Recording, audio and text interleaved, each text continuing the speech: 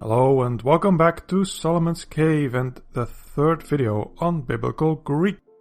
In this video we will take a look at diphthongs and a few more odds and ends of Greek writing. And here's the good news. At the end of this video you should be able to pronounce everything. You will be able to turn any Greek text into sound, and you will know the name, the meaning and the pronunciation of each and every Greek letter and accent. So to wrap up this phase of Greek learning, we will take a look at the following items: diphthongs, diaeresis, iota subscript and the nasal gamma. First, the diphthongs.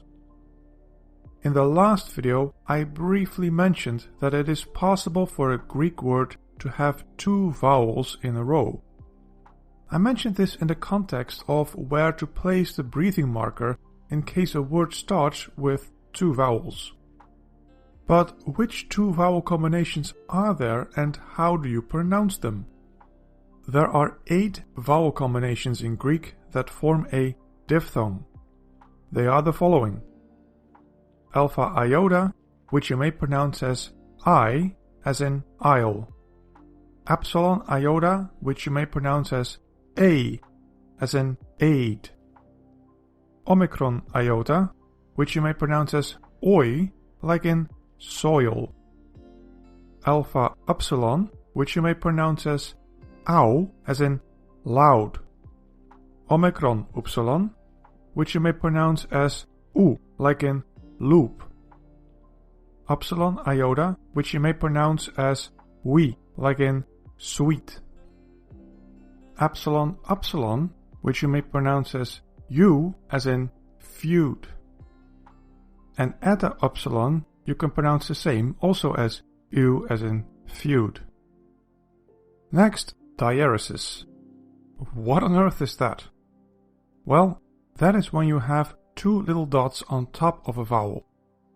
Okay, but why would you want to put 2 dots on top of a vowel?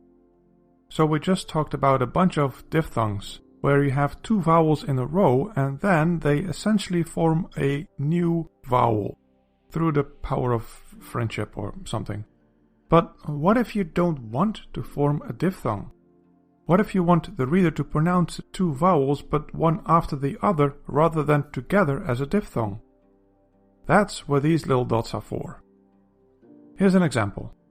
The name Isaiah in Greek is spelled with the following letters, but that would be pronounced as Esaias. While we want to pronounce it more, or at least the Greek authors wanted to pronounce it more like Esaias. So that's where you get these 2 little dots, and now you can pronounce it as Esaias. So when you see these 2 dots on top of a vowel, just make sure that you now start a new syllable and not read it together with the previous vowel to form a diphthong. Iota subscript. As you are reading Greek, you may sometimes encounter this: an alpha, an eta or an omega with a little tail underneath. What could that mean? If you paid attention to the heading over this new section, you may already have guessed. It's a miniature iota that is placed under these vowels and is typically only found at the end of a word. Now, the presence of this iota subscript does not change the vowel into a diphthong, so for pronunciation purposes you can safely ignore it. It is, however, important for the meaning of the word, so it is important to take note of it when you see it.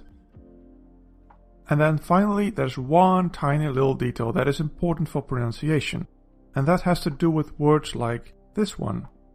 You might be tempted to pronounce this word as aggalos or agelos, but the double gamma is actually pronounced as ng.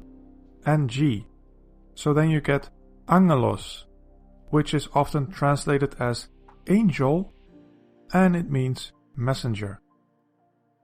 And with that, we have now finished the final loose end of this video, and you are ready to read Greek out loud. Thanks for watching. If you want to support me on Patreon or become a member on YouTube, follow the links in the description so you can see my videos early vote on topics, ask questions, and more. The next step on our road to learning Biblical Greek is syllables. Dividing Greek into syllables is a technical and admittedly somewhat tedious undertaking, and the benefits of this skill won't be immediately clear, but it is still helpful to discuss it early on so we can refer back to it later.